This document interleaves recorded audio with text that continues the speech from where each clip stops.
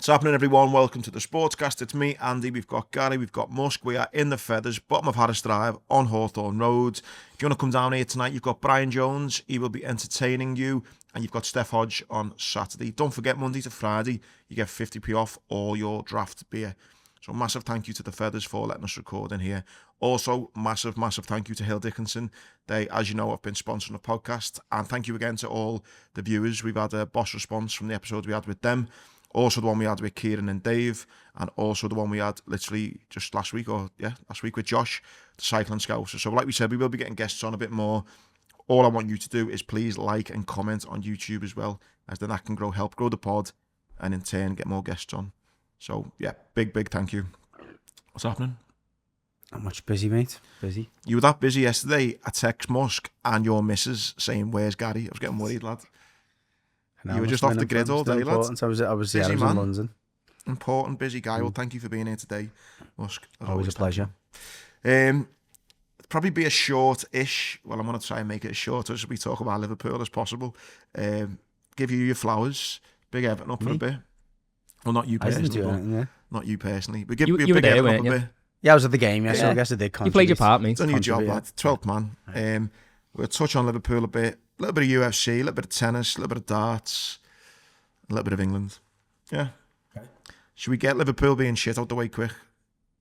I'm not going to allow you to do that. Don't really want to talk. You know what? I was working Saturday night and didn't really watch it. You were working? I know. On a Saturday as well.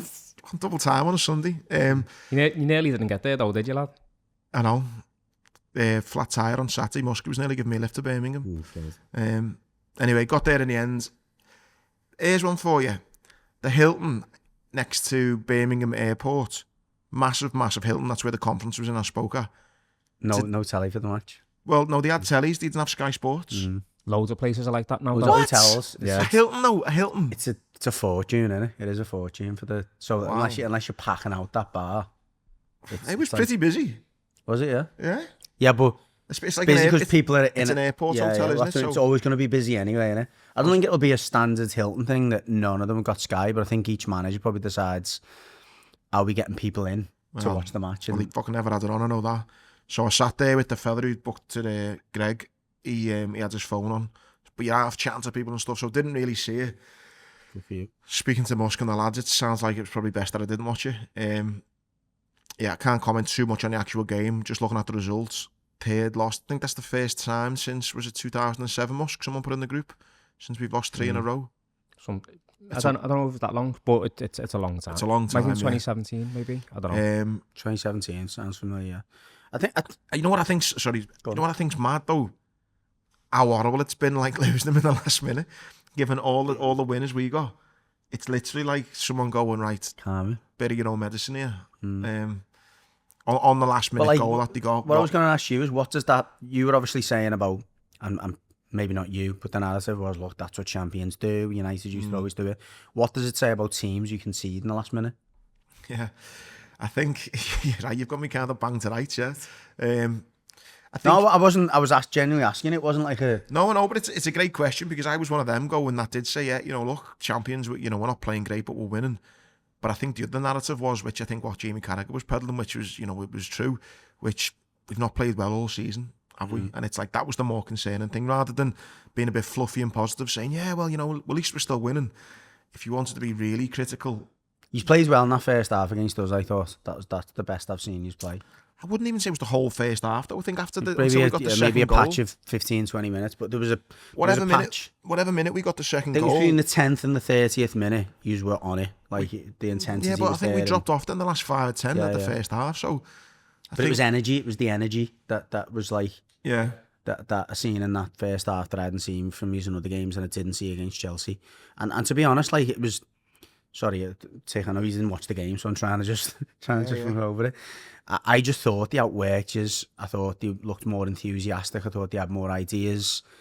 And actually, they're all the things that I hadn't really seen from Chelsea. They looked a bit dull. After the Club World Cup, I thought they were going to really fly into this season. But they've been a little bit underwhelming. But I don't know if it was that yous were so passive and were allowing them more space, but they just looked like they were first to more balls. Again, it's just so concerning. I think you're back your back four. I mean, it's hard. I say the back four because Kirkes has been inconsistent. Don't really know what's got. Obviously, Bradley has been okay. Injury prone a lot. But he's injury prone. He always gets booked quite early, so he's always on the edge. Frimpong's obviously not really settled, and he's been in and out as well. Kanate has just been a car crash. Gravenberch went into that position against Chelsea and looked better than him. But then you can't take Gravenberch out of that midfield. So it's... Do you know what's really funny? You make some great points. I think, depending who you are as a person, whether you're optimistic or pessimistic, you could look at Liverpool's season so far and you could literally go to two extremes. You could go, do you know what? We've not been playing great. We've brought in loads of signings. They've not clicked yet. They're suffering from the loss of Jota still. That's probably played on a few people's minds. It's a bit of a transition with the amount of players they've got in. We're only 7 or 8 games in. We're second in the league. It's okay. Chill out. Yeah. You can go the exact other way and you can go... What's happened? Alisson's injured again. He seems to get injured every season. The left back... It was near enough the same weekend last season as well, because when we were away. So if you're going to be negative, you're going, Alisson's injured. Not great. Kirkes, the left back, looks like a... Just inconsistent, isn't he? I think I'd rather have Robertson in than Kirkes, which is saying something, giving out bad I'd rather have Robertson Tsimikas. I thought against Everton, though, he was really good because the week before he got hooked and I was like, he's getting his head on here. And then the week after he was inconsistency, yeah, that's what I mean. I don't think he's a bad player, and clearly he isn't. If you're going to look at the whole picture, though, Alisson's injured. Kirkes isn't consistent, not being as good as Robbo. Bradley is injured. Frimpong doesn't look as good as Trent. We knew he wasn't going to, but he looks way off it. Kanate looks like his head's already in Madrid. So you've only really got Verge at the back. The midfield three don't really know what it's doing because you're having Verge in at 1 minute and then McAllister's coming back from injury. Gravenberg's playing well in spurts, but then Szoboszlai, is he playing midfield? Is he playing right? But no one really knows what's happening. He's been your best player, so he's just trying to he's moving him around just to influence the game, isn't he? And then you look at the front three, Salah. Missing, absolutely. Don't even know what's going on with him. You got Isak, hasn't really had a full pre-season. Ekitike's half among, getting fucking himself booked and sent off, and he's looked good, but still doesn't. Ekitike's probably been the better of the I got told off, by the way, for not saying his. How would you say his name? You just said it right for the first time. I thought it was Ekitike. Okay. There we go. That's for Mark Owens there. Yeah, and then you've got little shout out Mo, and then you've got obviously Gakpo on the left, and I think we're missing Diaz as well. I think that's a big thing, and obviously Wirtz, the shit he's getting now. So I think you can look at it completely, depending if you want to be optimistic or pessimistic. I think you can look at this season and you can go either way. I really do, because there is loads to be positive about. In this, look, we're second in the league. We've beat Arsenal. Second in the league. Do you know what I mean? It's okay. You've lost it. Listen, you've lost to. I can't believe I'm putting an optimistic slant on it. You've lost to Palace away and Chelsea away. Like, I don't. Most teams in the league are going to lose to Palace away and Chelsea away this season. And I thought I wouldn't go as far to say kind of title contenders, but I did think Chelsea would be right up there. I think they've got. I rate the manager. I do like him. The squad that they've got's massive. Some really good young players. Caicedo, I thought, has been brilliant from probably Christmas. So I knew it was always going to be a tough game. I said last week, I'd take a draw. And like you say, I think Glasner's brilliant for Palace. I don't think he'll be there next season. I think that Mateta has been brilliant for them. Obviously, they got Gay at the back. Palace, like you said, are a good side. So yeah, I'm a little bit in the middle. I'm not too gutted, and I'm also not excited either. I'm just a bit like. I think last season as well, if we're thinking about this time last year, apart from like Robertson fell off a little bit, you knew what your back five was. Like keeping them back four was near enough consistent all the way through, barring injuries or whatever. And that in itself is a big thing. Having a consistent, near enough we knew what slots 11 would be most of the time. Week. Not just players, but system. But I tell you what though, right lad, I was with you because I was with you in Mallorca. This time last year, we played Arsenal. It must have been around October half term because we had the kids out there, and Robbo got done by Saka, and we got beat. So we beat Arsenal already. So it's like, do you know what I mean? It's if you look back to how you felt last season and stuff like that, it's probably just wasn't it a draw? It might have been a draw. 2-2, I remember Robbo got done though, didn't he? Yeah, I think it was 2-2. Yeah, it might have been, but I remember Robbo having him there. So I'm happy to just take it. I think in time it'll come good, but at the minute, yeah, it's not fantastic. I think what it made it even worse was knowing that we got beat by Palace, and then seeing Hughes beat Palace this week was a bit of a kick in the teeth. I'm standing in here and all Blues come back. They do by the way, another shout out to the Feathers. They do a shuttle service for the Everton game from here to Thingyo. So yeah, get on that. Come on, mate. To the Hill Dickinson Stadium. You can't get away with that. To the ground. To the Thingyo. So that meant to say to the game. To the game. To the Hill Dickinson Stadium. With them talking about it. I was going to just say the game. You know, we get a bit to the game. There you go. So that made it even worse when they all come back from the Hill Dickinson Stadium and reminded me how we got beat by Palace and Hughes beat them. So go on, let's quickly move on then to Hughes. Yeah, I mean, I think the less said about the first half, the better. We were awful in the first half, didn't show up, gave them too much respect. It looked like a group of players, really, that were like very aware that Palace had just beat Hughes. The Palace were unbeaten in 18. I've got a little story about that as well. But yeah, just showed them way too much respect in the first half. So passive. Similar to the first half against Hughes, to be honest, just didn't lay a glove on them at all. And huge credit to the manager and to the players who come on at half time, because it completely flipped the game on its head. David Moyes, in my opinion, rightfully so, got some criticism for his selection against Wolves in the Cup. Obviously a missed opportunity, all the stuff we've said about it. That said, you know, it is what it is. He's made a mistake. We all make mistakes, and he's not immune from that criticism. But he very rarely, as a manager, and I think this is quite common amongst all top managers, he very rarely makes changes at half time. He made a double change at half time, and the two players that come on, and generally the attitudes of the players in the second half was completely different.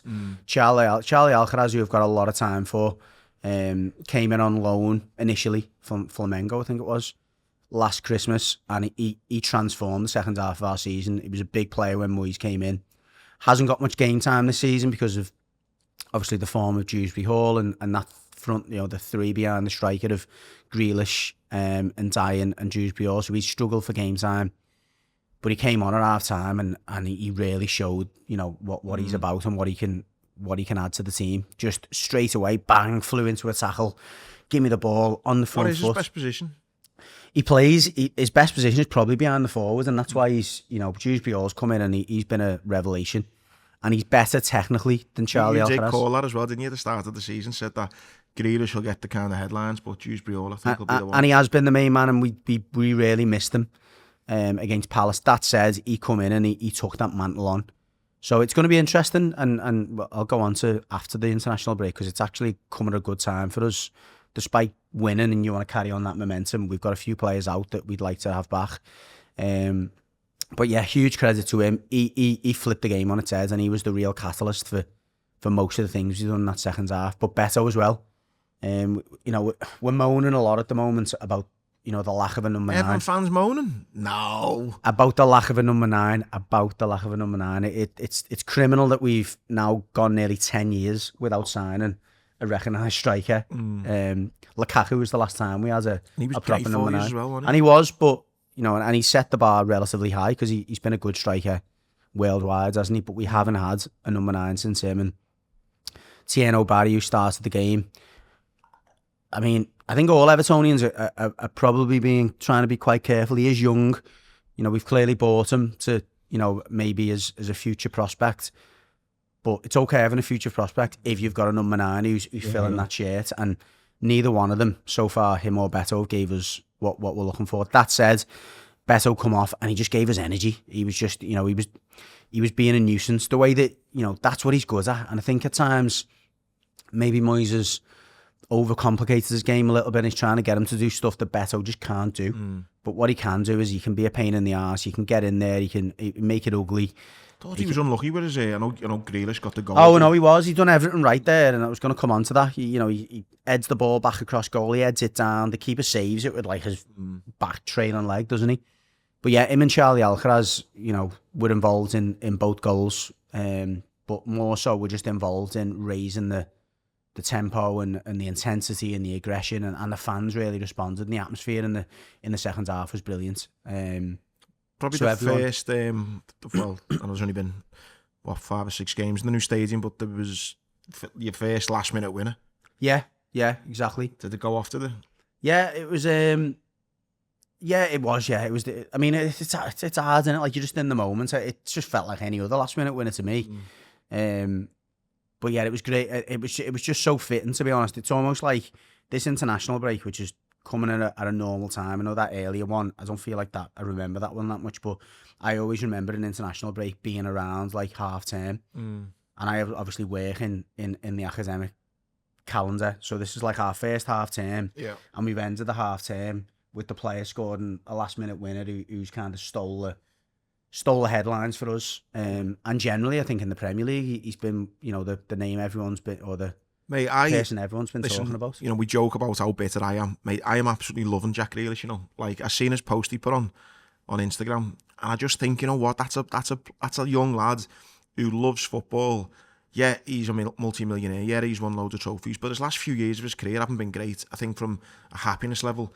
And to see him now at Everton in the new stadium, feeling the love from the fans, I'm just like so happy for him. Everything about that goal was special. He's shown determination to get in there. It wasn't like he's curled it in the top corner. He's busted gut to get in there, just to tackle. It wasn't like just a block, wasn't it? Just blocking it. Yeah, he's blocking a clearance, and it's that appetite, I think, as much as his ability on the ball, that's really endears him to the Everton fans. And oh God, even he goes away and his mum and dad are in the stands, and he slides in front. He was like, I see me mum and dad, and it was just meant so much to me. But I think just football, I know Everton fans are going to love him, but I just think football fans in general could see is almost the smile come off his face in those years at City. And I think as a football fan, we've all been kids playing football.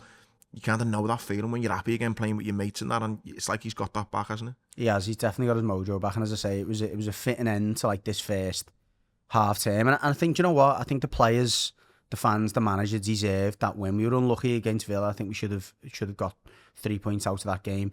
There's a few draws in there that really we'll have felt that we should have got 3 points, and I think we were due that. And even the penalty. I mean, can't remember the last time we got a penalty in a league fixture, but it was a long time, and we haven't had enough penalties. So, and that Timur Abunam, credit him, he wins the penalty. He's another player who comes off the bench. Terrible decision to even try. But he comes out of nowhere though. I think the defender doesn't realise he's there. He slides to kind of put out for the corners, doesn't he? And suddenly Abunam gets in front. And again, those three players, maybe the exception being better, but Charlie Alcaraz and Timur Abunam have had very little game time, but to see them come off the bench and make a difference in a squad that's quite small, it was extra satisfying. But like I say, going into the international break now, we've got Merlin Roll, who's the big German lad who looked really good in his debut. He's had a knock. He'll be back after the break. Jared Brandtwaite's back after the break. Dewsbury Hall's after the break. Suddenly, certainly the match day squad looks strong, and it looks like we've got options. So interesting dilemma for David Moyes when we come back, because I think Charlie Alcaraz will be, really chomping at the bit, and there's very few players in that midfield that are not playing well. So I think he's now got options maybe, and it's a case that if we're on the front foot, maybe Charlie Alcaraz comes in, Dewsbury Hall drops back alongside Garner Gay or James Garner. But yeah, I think it's, unlike yourselves, we're looking at it going, well, actually, there's a bit of rotation, positive rotation we can do here. I think it's really interesting, isn't it, to know like the kind of mindset, and this is where the top managers get it right and how they manage the squads. It's like, I always remember Jose Mourinho talking about the siege mentality when he was at Chelsea the first time. It was like, everyone hates us. Look, there's only us like 15, 16 players. Everyone hates us. We've got to stick together. And that made them super successful. So I think it can really work for you. But then if you've got 25 players and you're like, listen, you've been great, but I want to go with Musk instead this week. And you're like, whereas if there's only a few years and it's like, Gary, I fucking need you there, lad. I fucking need you, mate. Come on. Well, that's what I said. If you go back to the pre-season episode, I definitely said that's going to be the real challenge for Arne Slot this year is managing all that rotation. And if you're going to bring in regardless of Isak, even the Ekatike, Salah, Gakpo, Florian Wirtz, like somebody's going to have to miss out, and maybe the system has to compromise. For a bit, yeah. And that's none of those things are actually stuff that the manager really wants in an ideal world. He'd ideally want the pecking order to be quite clear, which it has been in the past. Yeah. Players to know, actually, I know that I'm not better than him, but I'll take my chance when I get it. Exactly, whereas no one really knows that at the minute, do they? No, don't think so. Yeah, and I think you've got to be a special type of manager to be able to manage those big egos, because, you're my star player, you come off and I go, after 70 minutes, you know, you scored 2 goals, I go, Gary, fucking hell, mate, just what I needed, unbelievable. And then 4 days later, I've got you on the bench, and you're like, lad, you just told me I was fucking unbelievable, scored 2 for you. It's like... Yeah, and you're right, it's interesting, like, I'm sure those conversations go on behind the scenes where the manager puts an arm around the shoulder and goes, look, this isn't the game for you, I'm going to save you. And Alex Ferguson apparently was synonymous for that. He would pick his teams weeks 6 ahead, games in advance, and it'd be like, look, you're playing in this particular game for this reason. And you know, that... Whereas, like you've just said, though, he can't do that because he doesn't even know what his best team is, yeah? No. So, suppose what you're saying there about your injuries, you've got City next as well.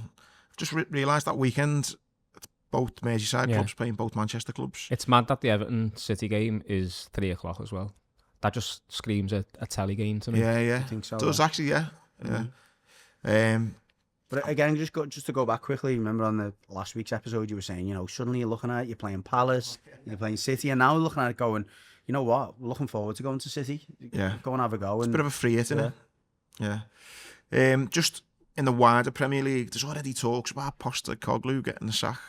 6 or 7 games he's had. The fans have already turned massively on him. Like, it's very rare that your own fans are singing you're getting sacked in the morning. Well, like they're fully not. He hasn't had a win. He's 2-0 against Newcastle, 3-2 against that Midtjylland, 1-0 Sunderland. The fixtures have been relatively favourable. Draws against Betis and Burnley. He's had the chance to go in and hit the ground running. His first game was Arsenal, won it. No one can say nothing there, but gets knocked out by Swansea in the League Cup.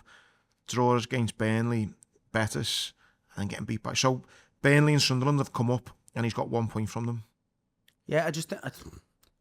It's easy for us to say, and it always is easy for anyone to say sitting here and not being in that position, but you look at what has made Forest successful over the last few years, you wouldn't think that Ange Postecoglou is going to be able to repeat that. It's the opposite. No. Like, would any manager be able to repeat it, though? Know what I mean? His brand of footy, though, is all out, like, we'll score more than you, and that's not what Forest have been doing. No, and they haven't got a squad that's really built to do that. Now, you could argue, look, they have invested a lot and they have spent money, but I'm sorry, Chris Wood has been playing at the very top of his game, but he's playing that way because you're playing deep. He stands on the halfway line, get the crosses into the box, play off him, play long balls, try and get dominance in their thirds, and that's his game. Now trying to play a high line and getting him to come in short and play, it's just not his game. Like, I think Mourinho would have been great for them. I agree. Mourinho would have been great. He's a love that, and it would have been absolute box office seeing him and the owner as well. Yeah. Do you know what I think? And I'm not for a minute. I'm saying this kind of tongue in cheek. I'm not suggesting Ange Postecoglou has had this way of thinking, but surely, again, he's not fucking. If me and you, if us three can sit here and go stylistically, it wasn't a great match. Surely, though, he knows it's going to be an uphill battle, and I'm just thinking, and again, it is tongue in cheek. I'm not being too serious, but surely he's thinking, if I go in there, I'll have a go. I know that the owner's a bit of a blade anyway. It's going to be tough for me to turn. If I land 6 months and I get sacked, I walk away with 3 or 4 million. Like, it's the only job in it. You can be shit and you're walking away with a massive payday. Yeah, and I mean, his ego and his professionalism is not going to let him think like that. But now he's in the job and he's got a contract. Are you really that arsed? Well, no, make no mistake about it. That's what his agent would have told him. Look, what's the worst thing that can happen here, Ange? The owner's a bit crazy anyway, so we can use that as a bit of a narrative. When you walk away, you go, do you know what? Job, yeah, the manager, the owner was impossible. I had this plan, this project. The owner bought into it, and he hasn't even allowed me to execute it. I asked for this, I asked for that. But again, it's like, all right, Angelo, you just walk away with a load of money, and you know, you're right. And he's almost got 2 excuses of 2 bad owners, hasn't he? Like, yeah. I won them a cup at Spurs, and he still sacked me. The Greek fella, crazy. Like, couldn't do nothing. So he's had 2 big, massive paydays from getting sacked, and it's not really dented the CB that much, really. And also, I was listening to a Scottish journalist on TalkSport the other day, and they were obviously talking about the Rangers thing and Russell Martin being sacked, which you can probably briefly speak about.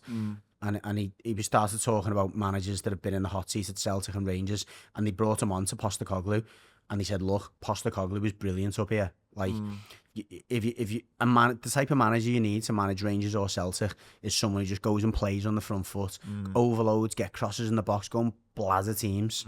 You can do that up here. You can't do that in England. Yeah. Because teams, it's a lot more dynamic. Obviously, every team's got a different way of playing. Up here, you play Rangers and you play Celtic. Everyone sits behind the ball. So that style of football is perfect for up here. Yeah, good point. And therefore, he'll probably just walk back into the Celtic job, I think. You know, Rodgers is having some issues at the moment. So that'll be another one. They'll probably go, look, bide your time, whatever. Yeah. Rodgers will get fed up in a bit. You'll be back up at Celtic. You'll grow your reputation again. Probably have a bit of a run in the Champions League and then on to the next job again. So, since you brought up Scottish football, I've seen, I don't know whether it was timed this way, where Stevie's done the Rio Ferdinand podcast. Yeah. And he's talking about getting back into management when he's ready. And then all of a sudden, Russell Martin gets sacked from Rangers. I've got a few mates who are Rangers fans, and I think in general they probably would take him back. I believe that's the case as well. But they were really, really pissed off at the idea that Gerrard thinking Aston Villa was a bigger club than Rangers. Well, I think I've been told there's two trains of thought on that. Obviously, the Villa thing for some Rangers fans was a tough one to swallow. And by the way, but I think 70-80% of the Rangers fans, it's a Premier League club. Yeah. They are a big Premier League club. I think what a lot of Rangers fans were also made aware of is that, and Stephen kind of leaked this a little bit, he wasn't given the money by the owners. At the time, the owners didn't have the money. These owners have got money. That's him just trying to work his way back into a job. Yeah, of course it is. But I think he's not going to double down and go, well, I'm sorry, everyone, but Aston Villa is a bigger club than Rangers. Yeah. I mean, he's gonna try and suck up and say, look, I didn't really want to go. I just never had the backing from the owners. Yeah, but I don't know. It's by the way, it's a genuine football debate. I mean, who is the bigger club, Rangers or Villa? Villa, all day long. Do you reckon? Yeah, absolutely. Yeah. I don't know. I think, well, obviously Rangers fans would argue. It's like that debate that was going on years ago, where it was like, if Celtic and Rangers were in the Prem, where would they finish? I don't mean better though. I mean like bigger club. Yeah. I mean, I think Rangers are probably more known all around the world, I reckon. Possibly just because the Scots go every year, isn't it? And they always bring the flag. That's what I mean. It's just even we can't. Yeah, listen, it's just a debate, isn't it? Yeah, I think fan base. I'd probably say they got a bigger fan base, yeah, because probably more generally in Scotland, well, again, without being disrespectful, most people in Scotland either support Celtic or Rangers, with the exception of people who live in, you know, the other areas, yeah. Yeah, but people who live in Edinburgh, obviously Hearts and Hibs, but I think generally it's either Rangers or Celtic, isn't it? Be interesting to see. I don't know whether his tax situation of how long he's asked to stay in Saudi for till he can come back, but listen, I'd love to see him back in management again. I think he will come good in the end. It'd be great to see him back at Rangers, I think. I seen as well, just last one on the Prem, I seen fucking Amarin's, the Ratcliffe's come out and backed Amarin for another 3 years. Do you know what I think? And I don't want to go on about United too much, because Ben who watches, he says I'm obsessed with United. I'm not. I just love the fact that they're shite. I just think that the faster the media, and when I say media, I mean like the likes of like the lads on the Overlap and Sky and stuff, and the quicker we stop putting Man United on this pedestal of like an R4 on a Sunday, or, you know, a big game because it's Man United, and we just accept that Man United are just like they're like a Newcastle or something now. They're not like this top 4 club that's going to be... Goes back to what you've been saying about Rangers, though. As a club, as an institution, they're huge, aren't they? So that's... Yeah. Like, again, if Rangers finish 4th or 5th for the next 3 years in Scotland, it's not going to stop people talking about Rangers. So I think you're right as a team. And I think that, you know, the bookies are never wrong, are they? Or very rarely wrong. The odds reflect now where they are. They're not the outright favourites in every game. No, you bang on, and you talk, I can't disagree with anything you've said. But I think because they are such a big legacy club in that sense, it gives this false kind of expectation that they're going to be good again, just because we're talking about them so much. We've had that, haven't we? Like Everton as a club, and fans who obviously going back to the 80s and remember us being the, you know, best team in Europe and all that, and blah blah blah. So we had that. We were guilty of that throughout the 90s, and then the media going, well, what's happening? So I get it. Obviously not to the extent we haven't had the fall that Man United have had, because they dominated for so long. But you know what? Obviously Jim Ratcliffe is massively divided in opinion, and he's made some very questionable decisions at the club. But I think the one thing they did need and do need is a period of stability and consistency. And even though the manager has made some questionable decisions, I don't think it'll be the worst thing in the world for them to stick by him for a period and at least see where he can get them with a prolonged period. And he come with a very strong reputation. I don't know, I think he was a bit of a charlatan in the sense he was pimping himself out a lot before that United job, wasn't he? Remember when he was in London for Spurs, then he was linked to Liverpool, then he was almost like playing his hand a bit, and he kind of went No, fishing I'm not saying he wasn't, but he's come with a strong reputation and from the previous clubs, albeit in Portugal, that he was at, in terms of the way he operates. And this, what he's not been able to have at United is that degree of arrogance and cockiness and be able to carry it because they're not getting results. Yeah. But I think if the results turn, which they might do, you could see a different side to him. I think, we go back to what we were saying at the start there in terms of,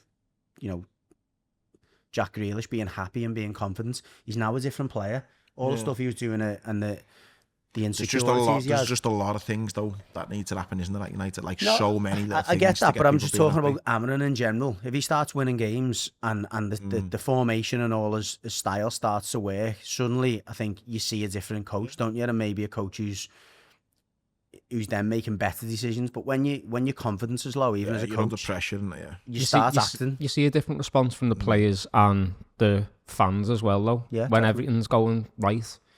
So he'll benefit from that if it does happen. On managers, and I know we're not all that fussed about England, but on managers, it's interesting to see that Tuchel left out Bellingham. There's loads of talk about, is there a bit of... Apparently, I didn't see it, but apparently Tuchel said his mum doesn't like the way Bellingham acts or something. And then he said, English isn't my first language. I didn't mean it like that. But I think Tuchel's mum was watching Bellingham shout at someone. Tuchel. Lad, you've known me long enough to know I can't fucking speak properly. That's my sort apparently, Tuchel's mum has seen the way Bellingham, and he's a bit of a hothead, isn't he, Bellingham? If you've seen him play, she's obviously not been that impressed with some of his foul language, and Tuchel's decided to come out and say my mum doesn't like Bellingham, which has made the media then to say, that's why he's been left out and all this bollocks. But I reckon that's a way of saying, without directly saying, he needs to sort his arrogance out. Do you reckon? Yeah, he's got a bit of a, say reputation. You can look at it two ways, can't you? Like, he's a winner, so he demands the same high standards that he commands on the pitch. But there's a degree when you've got younger players in the squad of like, not bullying, but, intimidation. I think intimidation is the word that some players or coaches have used, that like the way he speaks to people, his teammates, can intimidate you and cause you to go into your shell. And he's a big lad as well, ain't he? But I think what maybe... And I agree with you, but I think what maybe is a bit harsh on him, or can come across maybe wrong. Listen, I've never met him, but if you have a 21-year-old, 22-year-old who's a big presence, who's almost talking down to you a bit, because he is so young, you can think, lad, you're only fucking 21, who are you speaking to? Whereas if you're 29, 30, and you've got this presence, it's like, as Gary's been around the block. But when you've got a 21-year-old, like, fucking like speaking to you like shit, you're going... The fuck are you speaking to? Maybe it's just coming across the wrong way. I think it's come across the wrong way because of his age, yeah. Yeah, I think one thing that Tuchel's always advocated though in every club is this togetherness and this unity and all that. And he, going back to Dortmund, that was what he was about. And it's more about the team than the sum of the parts. So I think that's where he believes. And he went back, I think he was careful about the way he done it. He was talking about the reason why Germany at times have been more successful at tournaments. And he said it's because they select a group that'll be together and come together in the tournaments. And he's suggesting that certain personalities, i.e. Bellingham, maybe even Foden to a certain extent, don't really fit in with that group mentality. Musk mentioned Wharton as well. Adam Wharton, I think, a bit of a shock him not getting in. You think, well, I suppose if you're him, you're thinking, when do I ever get in this team? Especially if Bellingham's not there and you're playing in and around that position. Obviously, it's a bit different because Bellingham doesn't necessarily play as deep for England, but there's a midfielder role that is available there. You'd think that he'd get a nod. He's had a very good start. And he was getting linked to some big moves as well, wasn't he? I think it was Arsenal or City. I think Hughes as well, and Liverpool, yeah. But I think just before we move past it. Again, he said he's pretty much picked the same squad as last time, hasn't he? It was, it was a good camp. Squad, we had good results, and I want to maintain that continuity. I think he's suggesting he's not bothered whatsoever about club form, but clearly he's trying to get the players to, and it always comes at a perfect time when you've got Gerrard talking about the fact that that rivalry and stuff, and the tension between the players was a bigger factor than their ability. Yeah. And that's almost backing up Tuchel, you know, they got me then. Tuchel's decision. And Gerrard did give Southgate a lot of credit for that as well, didn't he? Yeah, he did. In the Yeah. pod. I think though, I don't care who's playing, who's what, team dynamic. If Tuchel doesn't pick Bellingham, he's getting slagged, isn't he, for the actual World Cup? Same with Foden. If Foden carries on playing the way he does, potentially the same with Adam Wharton. You're talking about two players, not only with mercurial talents, but have won the biggest honours in I'd throw football. Grealish in there as well, by the way. Yeah, well, I think if Grealish can score, I think I said 20 last season, last week. If he can get 15 goals and assists this season, I think he's got to be on that plane. Yeah, he's on 5 or 6 already, I think. Just a few little notes on tennis. I think this is interesting. So, It's funny, this. in the Australian Open in January, amateurs will have a chance to play top professionals such as Carlos Alcaraz and win $1 million Australian dollars by scoring a single point. The tournament comes as part of the organisers' plans for 21 days of sport, music and entertainment. So, the kind of set rules aren't actually out here yet, but it's basically going to be 22 professionals with big stars set to be announced and 10 amateurs from across the country, with the final played at the so they're like, Lord Laver when you say Arena. amateurs, they're not like just someone out the crowd. They can actually No, they're play. like tennis players, yeah. Okay. Just do arm pro. So I'm assuming they're going to be like 17, 16, 17 or something. And if you win a point, you're getting £1 million. Well, you know, is it 250 grand there? Is it? $4? The exchange rate? It's maybe not before. I feel like it's closer No. to 3 though.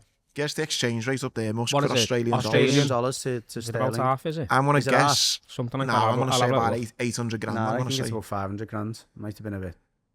He's a fucking 200 to start with. I know. I feel like it was $4 at some point, but it's 0.49, it's about half. Half half a million quid to get a point. 490 grand then, basically. Yeah. Oh yeah, it says there as well. Does it? 490 grand. So yeah, that'll be something to look forward to in January. Obviously, it wouldn't be a podcast if I didn't mention her, but Emma Raducanu, she retired in the first round match in Wuhan, where that disease came from. Started, yeah. In Wuhan. Maybe she got that. Maybe she got the Maybe big she C got, because she retired. She was getting smoked 6-1 and then 4-1, and then she just kind of said, I'm caught done. COVID in the middle of the match. She caught COVID in the middle of the match, still in the air in Wuhan, and she got dizzy and said, I'm done, and quit. And then the other little news is on darts. In fact, before we finish on darts, because you've got some news on darts as well. I thought no news. Just Well, on darts, then Luke Littler has binned his agent. I don't know the story behind it, but I just think it's a little bit harsh in the sense that if you're his agent and you've been with him since he was maybe, I don't know, 10, 11. I don't know whether he has, by the way, but let's just say he has. He gets to be, what? He's only probably 21 now, isn't he? Or something, 20? no, not even that, mate. Is he not? 20, maybe 19. So you've kind of seen him get all these deals and stuff, and then all of a sudden he turns around and says, you know what? I'm all right, you know. Don't need you to bring me kebabs anymore. I can do this on my own. I've seen what you do, lad, I'm all right. So he's apparently split with his agent and is just doing it on his own now. What if it was the other way round though, and the agent was actually taking more than he should have, and now Little is 18, he's gone, do you know what? I'm an adult now. I don't agree with what We're all you've been. speculating, none of us know. I mean, What's interesting, it is a little bit different with darts. Like they're more known as managers because it's not an agent, is it? Because you don't need someone to go and get you to move. No, it's a manager, so it's someone who manages a schedule, books his hotels, his flights, decides or helps him decide which tournament he's going to go in and not go in. Agreed, but because he's a bit of a, became famous, I'm surely there's more commercial opportunities for him than your average darts player. Oh yeah, of course. Like Smiths, I think have got to deal with him, haven't he? That dart board that he's got the kids one. And he's doing like PS4, I don't know what the latest PlayStation yeah, thing true, is. True, yes. He's doing like a bit more celebrity kind of like turn-ups now, isn't he? Don't get me wrong though, if he might be splitting from his agent now, but all those deals his agents will still be getting a cut of those deals until if he's done a deal with, I don't know, Smith's Toy Superstore or whatever, or bloody. There's no point in splitting from the agent then. I'd be like, no, it'll be like a period of whatever the deal on it. So if he's got a 3-year deal with a particular. Be funny if he's just fucked him off and then he's still getting paid and he didn't really know that his agent was still gonna be getting weighed in. But yeah, watch this space what Luke Littler ends up doing. And then He'll still have a manager though, by the way. There's no way. I don't know. He said he's on his own. Nah, He said he's going to manage himself. Maybe that's the one I see. I don't think that's a good idea. I think it was something like family members are going to be helping him, maybe or his brother or his dad, maybe. But you need someone managing the schedule, and that it's relentless when the season kicks in, and you wouldn't know your head from your tail. But also remember when you were saying about a couple of years ago, and you were speaking, or you'd had a day with AP McCoy, and he was saying like all of that kind of stuff. If somebody can take that stress away from you, it's really then important. I can just focus on football. You're just on doing football that. as well, you're like getting cased on FA Cup final day for tickets, and it's like no, I can't. The story. Yeah. AP McCoy, when I spoke to him and I interviewed him, he said he was one of the first jockeys. He said he just paid. It was a bit of a thing at the start to like all this money, but he got someone to book him on his rides. He had a driver. He had someone like meal prep. He had Everton. So all he had to do was ride the horse. Another one as well, which again we can go down the conspiracy route a bit. All. I was on the darts. On the darts. I mean, it's not news, but if you get a chance to watch the World Grand Prix of darts, it's a different format to most of the tournaments. I think there might be one other tournament that does it, but normally, obviously, game of darts, you get straight into it and then you finish with a double. With the World Grand Prix, you got to start with a double and finish with a double. So you first to start scoring, you've got to hit the double. But that double includes in your score. And then it goes down to 501 still? No, you start on 501. If I hit double top, I get 40 off it. Okay. Do you know what I mean? Yeah, so yeah. But it's dead interesting. Do people still go for like double 60? Is it 8 or 16? Which one's the easiest to go for? Well, that's what's interesting. Like most players will go straight for double top or double 20, so they can get the maximum score. But some players like Gary Anderson, old school, just goes, bump, I'm going to hit my double because I don't want to risk missing. Because once you miss one, you've missed the chance of scoring. So it's double 8, isn't it? They always go for? No, 16. Double 16. That's it, yeah. Double 16. Littlers is obviously double 10, but he started mixing it up. You're only losing it out on 8 points though, aren't you, really? Well, I suppose 8 points. Well, 8 points is... every point matters, doesn't it? But that's interesting. Yeah, I'll have to watch that. It is dead interesting because your high scorers don't necessarily win all the games in this, and some of them have been beat quite comprehensively because they've been too greedy going for the double, or they haven't been, because you've seen it, haven't you, towards the end of, even with top players, if you start getting, a guy starts getting your head with a double and you can't hit that double, it goes on for ages sometimes. So there's been games like where some players haven't even got on the board. It's good that. Yeah, I'll have to watch that. I do like me darts. When does it start, the Premier League? I think again, it's over Christmas, isn't it? Premier League starts must be after November, innit? Every Thursday, isn't it? It's November or something, maybe? No, because the World Championships is in December, so unless it breaks for that. I feel like it starts after the World Championships, to be honest. Watch the space. Obviously, the World Championships is over Christmas, isn't it? To finish off on a bit of UFC, I think this is interesting. So Conor McGregor accepts an 18-month suspension after 3 doping test misses in 2024.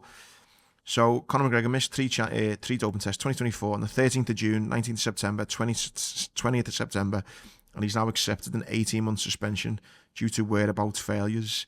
I think he was on a boat in the south of France, to be honest. That's where he was. So here's the interesting bit. Here we go. So the attempted blah, blah, blah. McGregor fully cooperated with the investigation and admits that he missed the tests. So what's happened now is, so it was a 24-month ban initially, but his period of ineligibility began on the 20th of September 2024 and will conclude on March 20th, 2026, which, funnily enough, is just before the White House fight in June 2026. So he's been on his boat, getting juiced up, taking whatever supplements he's been taking.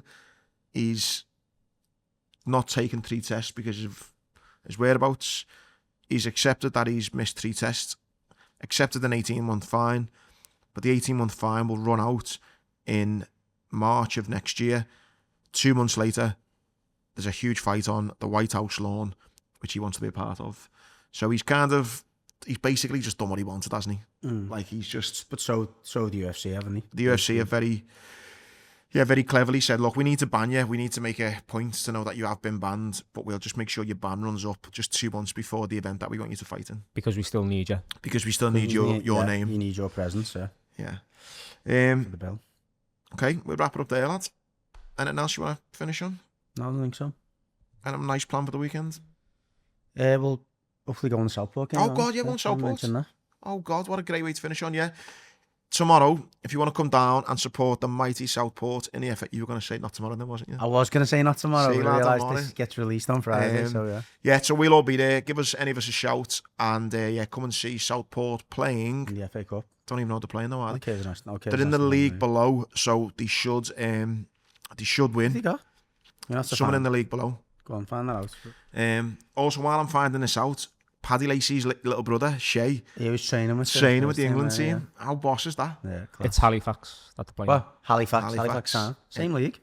Nah, they're in the league below, I'm sure they are. Halifax Town in the same league. Are they? No, the league above. Halifax Town in the conference. They are, sorry, yeah. The National League North, yeah. So yeah, come down, watch Southport. I think you pay on the gate, I think. Be a good laugh. Hopefully we get through to the second round. The third round. Yeah, we get through, Southport, our team now. So yeah, massive thank you again. And like I said at the start, please go back, watch the episodes we've done with Kieran and Dave, Peter and Matt, and also the one we've done with Josh. And if you can, like and comment. It's lovely when you message all of us and say that you enjoyed the episode. Please just copy and paste those comments onto YouTube as well, as that would mean a lot. But nice one again, and we'll see you next week.